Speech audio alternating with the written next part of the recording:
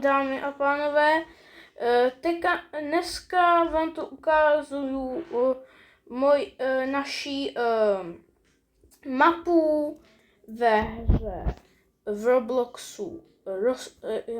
V Robloxu je jedna hra, která se jmenuje Rozkal Sandbox, a pak jsou tam servery a náš server se jmenuje Smožďanské dráhy.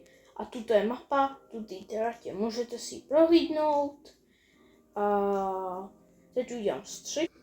Taky tu máme i známou legendu, takzvanou šlechtičnu. A tady můžete vidět už první model stanice Truškov. Vlaky jsou pojízdné, fungujou, můžou i houkat. A to je zatím vše. Teď vám tu ukážu modely ostatních stanic, které se budou přistavovat na tuto trať. Stanice Smožďany, Tachov nad Bečvou, Truškovice město a Truškovice. Tak doufám, že se lidi napojíte.